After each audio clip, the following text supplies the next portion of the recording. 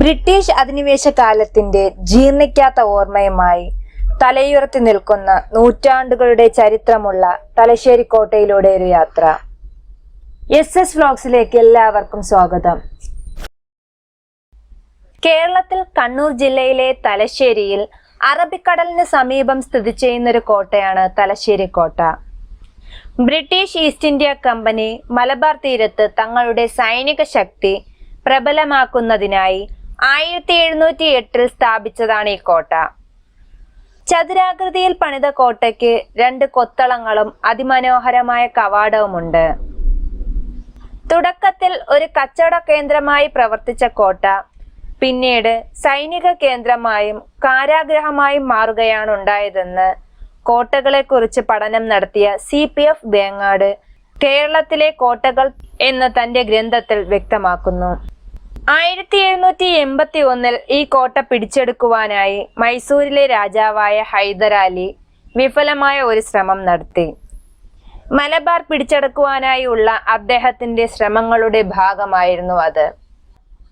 അദ്ദേഹത്തിന്റെ പിൻഗാമിയും മകനുമായ ടിപ്പു സുൽത്താന് 3ാം ആംഗ്ലോ മറാത്ത യുദ്ധത്തിന്റെ അവസാനത്തിൽ മലബാർ ജില്ല ബ്രിട്ടീഷുകാർക്ക് അടിയറ വെക്കേണ്ടി വന്നു.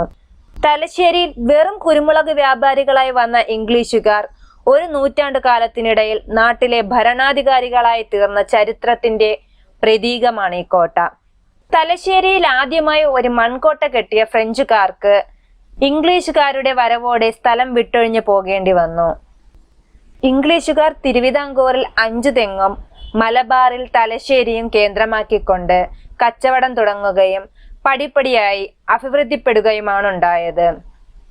ഇതേ തലശ്ശേരി കേന്ദ്രീകരിച്ചുകൊണ്ട് അന്ന് ശക്തമായതും കാര്യക്ഷമവുമായ തീയർ പട്ടാളം പോലും ഇവിടെ കമ്പനിയുടെ കീഴിലുണ്ടായിരുന്നു. മലബാറിൽ ഈസ്റ്റ് ഇന്ത്യ കമ്പനി 1681 തുടങ്ങി വെച്ചത് ഒരു പാണ്ഡികശാലയായിരുന്നു. ഈ പാണ്ഡികശാലയുടെയും കച്ചവടത്തിന്റെയും സുരക്ഷിതത്വത്തിനായി സ്ഥലത്തൊരു കോട്ട കൂടി വേണമെന്ന് ബ്രിട്ടീഷുകാർക്ക് തോന്നി. അതിനൊരു കാരണമുണ്ടാക്കി.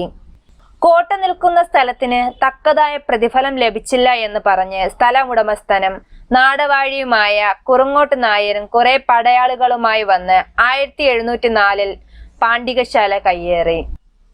അന്ന് നാട്ടിലെ പരമാധികാരിയായിരുന്ന ചിറക്കൽ രാജാവിന്റെ മുമ്പിൽ കമ്പനി സങ്കടമുയർത്തുകയും മേലിൽ ഉണ്ടായേക്കാവുന്ന ഇത്തരം അക്രമങ്ങൾക്ക് തടയിടാനൊരു കോട്ട നിർമ്മിക്കാൻ അനുവാദം വാങ്ങുകയും ഉണ്ടായി.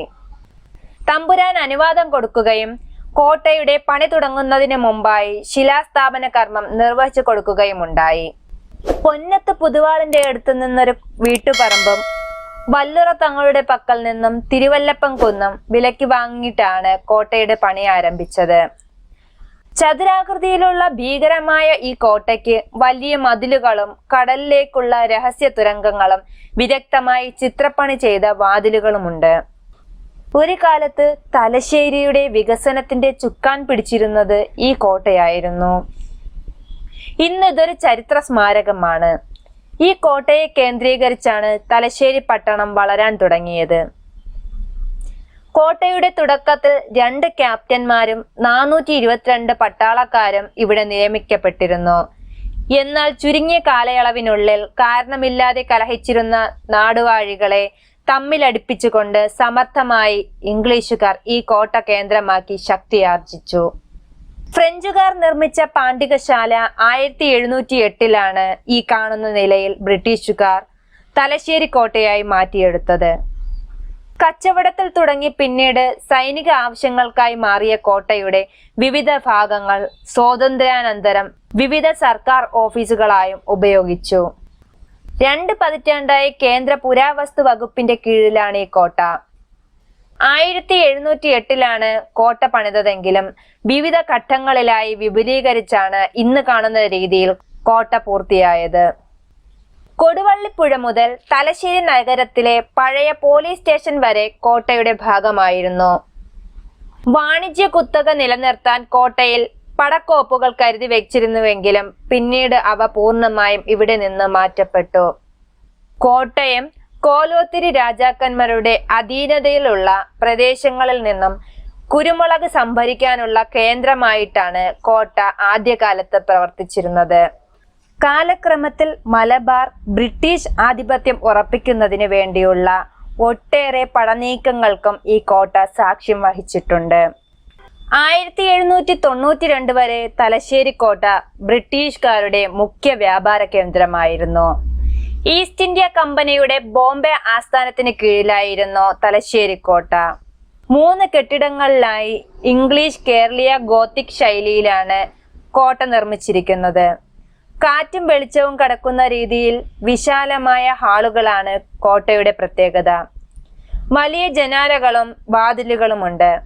തുരങ്കങ്ങളിലേക്ക് ഇറങ്ങുന്ന പടികൾക്ക് താഴെ കൊട്ടിയടച്ച വാതിലുകൾ കണ്ടുമടങ്ങാൻ മാത്രമാണ് ഇന്ന് കഴിയുക. ഈസ്റ്റ് ഇന്ത്യ കമ്പനിയുടെ ഭരണകാലത്ത് അന്നത്തെ സബ് കളക്ടർമാർ അവർ താമസിച്ചിരുന്ന ബംഗ്ലാവിൽ നിന്ന് ഈ തുരങ്കം വഴിയാണ് കോട്ടയിലേക്ക് പ്രവേശിച്ചിരുന്നത്.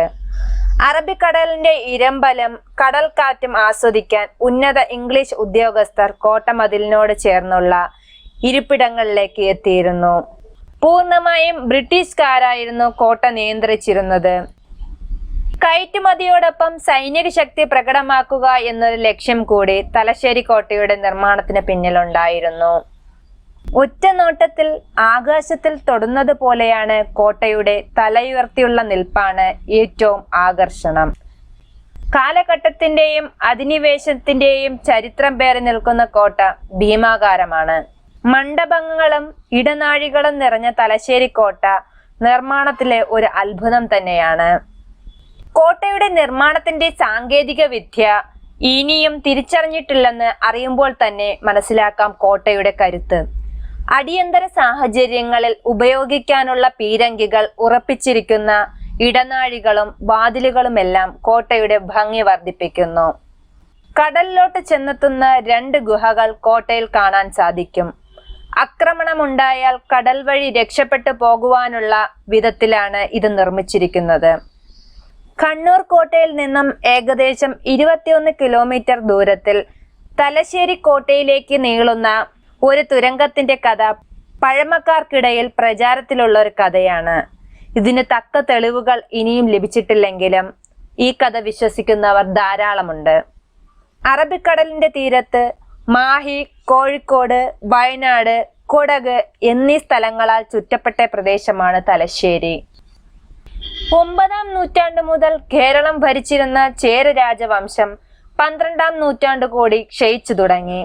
സാമ്രാജ്യം തദ്ദേശീയരായ നാടുവാഴികളുടെ കീഴിൽ ചെറിയ നാട്ടുരാജ്യങ്ങളായി വിഭജിക്കപ്പെട്ടു. വേണാട്, കോലോത്തുനാട്, കൊച്ചി, കോഴിക്കോട് തുടങ്ങിയ നാട്ടുരാജ്യങ്ങളുടെ രൂപവൽക്കരണത്തിന് ഇത് കാരണമായി. കോലോത്തുനാട് സ്വതന്ത്ര 10 നാട്ടുരാജ്യങ്ങളായി ഉയർന്നു. അതായത് രണ്ടത്തറ അല്ലെങ്കിൽ പോയനാട്, ധർമ്മടം, ചിറക്കൽ, കോട്ടയം, തലശ്ശേരി, കടത്തനാട്, വടകര, നീലേശ്വരം, ഇരുവഴിനാട് അഥവാ പാനൂർ, കുറുമ്പ്രനാട് തുടങ്ങി 10 നാട്ടുരാജ്യങ്ങളുടെ ശക്തിയായിരുന്നു മലബാർ. കോലോത്തുനാട്ടിന്റെ വടക്കേ അറ്റത്തുള്ള സ്ഥലമായിരുന്നു തലശ്ശേരി. മുകളിലെ അറ്റം എന്ന് അർത്ഥം വരുന്ന തലക്കത്തെ ചേരി എന്നായിരുന്നു തലശ്ശേരി അന്ന് അറിയപ്പെട്ടത്. ഇത് ലോപിച്ച് പിന്നീട് തലശ്ശേരിയായി എന്നാണ് പ്രബലമായ അഭിപ്രായം. കോലോത്തുനാട്ടിലെ രാജാവായ വടക്കിളംകൂർ രാജാവിൽ നിന്നും തലശ്ശേരിയിൽ താമസമുറപ്പിക്കാൻ 1682 അനുവാദം ലഭിച്ചതോടെ ബ്രിട്ടീഷുകാർ കേരളത്തിൽ അവരുടെ സ്വാധീനം ഉറപ്പിച്ചു. പിന്നീടുള്ള വർഷങ്ങളിൽ കേരളത്തിലെ ബ്രിട്ടീഷ് സ്വാധീനം വർദ്ധിച്ചു. ഈ കാലയളവിൽ ബ്രിട്ടീഷുകാർക്കെതിരായ പല സംഘടിത ലഹളകളും നടന്നു. ഇതിൽ പ്രധാനം 1704 തലശ്ശേരി സ്വദേശികൾ നടത്തിയ കലാപമായിരുന്നു. എങ്കിലും ഇതിന്റെ തദ്ദേശീയമായ സ്വഭാവം കൊണ്ട് ഈ കലാപത്തെ ബ്രിട്ടീഷുകാർ വേഗത്തിൽ അടിച്ചമർത്തി. തീരദേശ പ്രദേശമായതുകൊണ്ട് തലശ്ശേരി ബ്രിട്ടീഷ് ഭരണകാലത്ത് ഒരു പ്രധാന വാണിജ്യ കേന്ദ്രമായിരുന്നു. ബ്രിട്ടീഷ് ഭരണകാലത്ത് തലശ്ശേരി എന്ന പേര് ഉച്ചരിക്കുവാനുള്ള എളുപ്പത്തിനായി തെലിച്ചേരി എന്ന് ബ്രിട്ടീഷുകാർ മാറ്റി. കുരുമുളക്, ഏലം തുടങ്ങിയ സുഗന്ധദ്രവ്യങ്ങൾ കയറ്റി അയക്കുവാനായി ബ്രിട്ടീഷുകാർ തലശ്ശേരിയിൽ ഒരു തുറമുഖം സ്ഥാപിച്ചു. തലശ്ശേരിയിൽ കൃഷി ചെയ്യുന്ന കുരുമുളക് ലോക പ്രശസ്തമാണ്. ലോകമെമ്പാടുമുള്ള പല പ്രശസ്ത കുശിനിക്കാരും തലശ്ശേരി കുരുമുളകിന്റെ ആവശ്യക്കാരാണ്. തലശ്ശേരി ബ്രിട്ടീഷ് ഭരണകാലത്ത് മദ്രാസ് സംസ്ഥാനത്തിലെ മലബാർ ഡിസ്ട്രിക്റ്റിലെ കോട്ടയം താലൂക്കിന്റെ ആസ്ഥാനമായിരുന്നു. ബ്രിട്ടീഷുകാർ തലശ്ശേരിയിൽ ഒരു നീതിന്യായ കോടതിയും സ്ഥാപിച്ചു.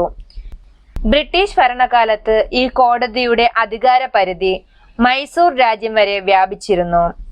തലശ്ശേരിയിലെ ബ്രിട്ടീഷ് ജഡ്ജിയായ E.N. ഓവർബറി നിർമ്മിച്ച ഓവർബറീസ് ഫോളി തലശ്ശേരിയിലെ ഒരു പ്രധാന ആകർഷണമാണ്. വീഡിയോ ഇഷ്ടപ്പെട്ടാൽ ലൈക്കും ഷെയറും ചെയ്യുക. സബ്സ്ക്രൈബ് ചെയ്യാൻ മറക്കല്ലേ.